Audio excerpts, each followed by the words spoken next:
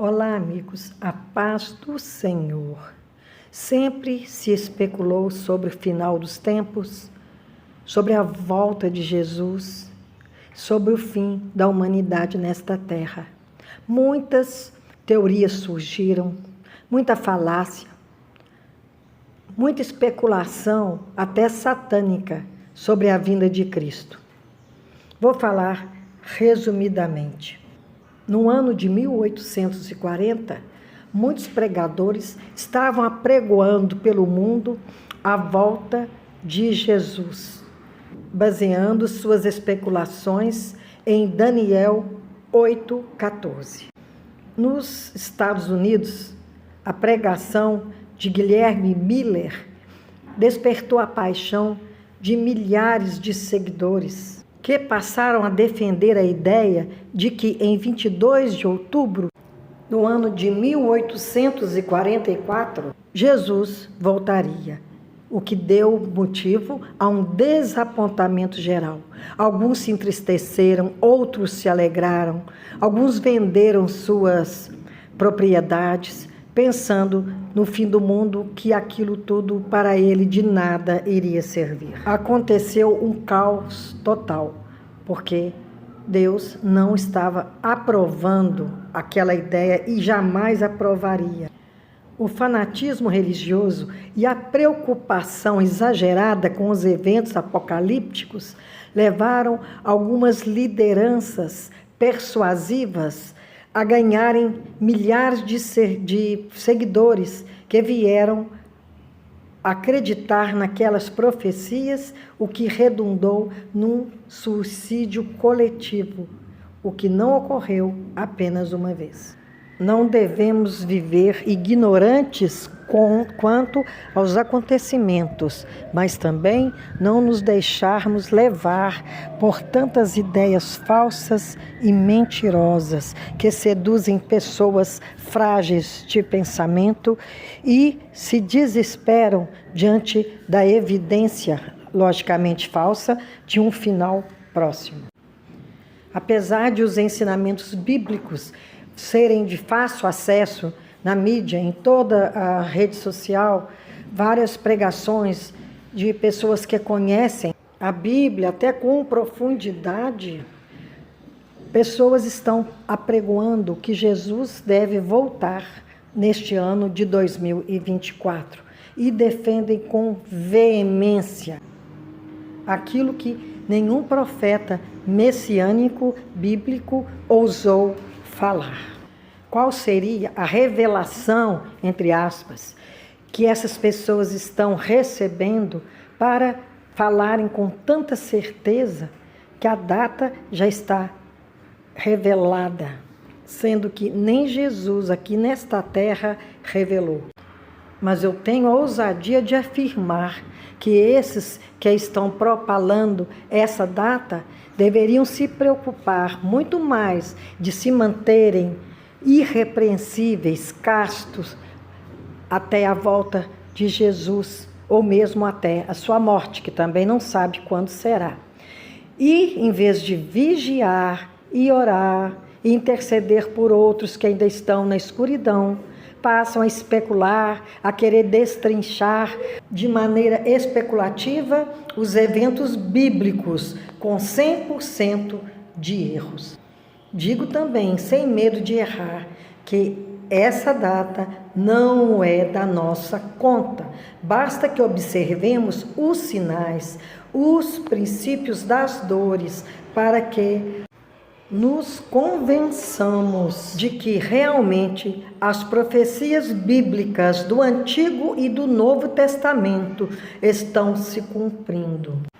Estamos vivendo hoje o princípio das dores. Quando Jesus discorria sobre esses acontecimentos apocalípticos, os apóstolos perguntaram quando se dariam, ao que o Senhor respondeu. Mateus 24, versículos 36 e 37. Mas a respeito daquele dia e hora, ninguém sabe, nem os anjos do céu, nem o Filho, senão o Pai. Pois assim como foi nos dias de Noé, também será a vinda do Filho do Homem. Quando Noé entrou na arca com a sua família, o mundo não percebeu e só se deu conta da tragédia quando o dilúvio abateu sobre cada um. E no mesmo livro, no versículo 42, o Senhor aconselha: portanto, vigiai, porque não sabeis em que dia vem o vosso Senhor. É claro que Jesus fez essa afirmação na condição de filho, subordinado, sujeito a seu Pai Celestial, porque depois que ressuscitou, ele subiu aos céus e está à direita de Deus Pai e de tudo sabe, nada se lhe sendo ocultado. Nem os estudiosos mais aplicados da história da humanidade e da Bíblia conseguiram saber essa data, porque o que o Senhor quis esconder, quis ocultar, Ele é soberano para isso. O que excede a isso são apenas especulações. O Senhor anunciou à humanidade que passaríamos por uma tribulação e que nos mantivéssemos firmes na fé até o final, que seja da volta de Jesus ou do nosso passamento nesta terra.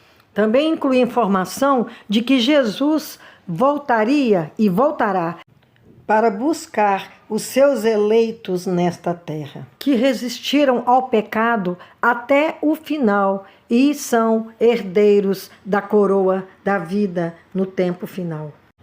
Hoje, há mestres e mestres, e nós não nos devemos ater às informações falsas, e a melhor maneira é conhecer a verdade através da palavra de Deus. Lá tem tudo de que precisamos saber, do que o Senhor quis nos revelar. Isso evita com que nós sigamos qualquer doutrina, qualquer tipo de informação, que nós adotemos coisas que não fazem parte do que Jesus quis nos revelar. No primeiro livro de Timóteo, capítulo 4, versículo 1, diz o seguinte: ora, o Espírito afirma expressamente que nos últimos tempos alguns apostatarão da fé por obedecerem a espíritos enganadores e a ensinos de demônios, pela hipocrisia dos que falam mentiras e que têm cauterizada a própria consciência. E em 2 Timóteo, capítulo 4, versículo 3, diz o seguinte: pois haverá tempo em que não suportarão a sã doutrina, pelo contrário, cercar-se-ão de mestres, segundo as suas próprias cobiças, como que sentindo coceira nos ouvidos, e se recusarão a dar ouvidos à verdade, entregando-se a fábulas. E aconselha ao seu filho na fé, Timóteo: tu, porém, sê sóbrio em todas as coisas, suporta as aflições, faz o trabalho de um evangelista, cumpre cabalmente o teu ministério. Versículo 5.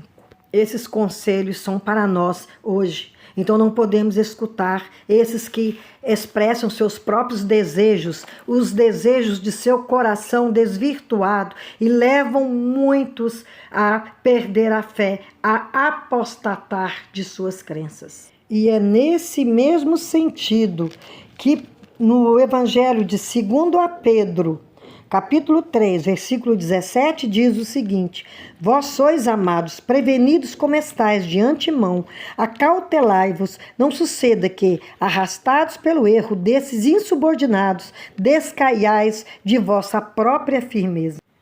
Que nos mantenhamos atentos ao que diz a palavra, o que for dito fora da palavra seja anátema, maldição, porque o que foi acrescentado ou retirado da palavra não pode ser considerado por nós como verdadeiro, mas de fonte abominável.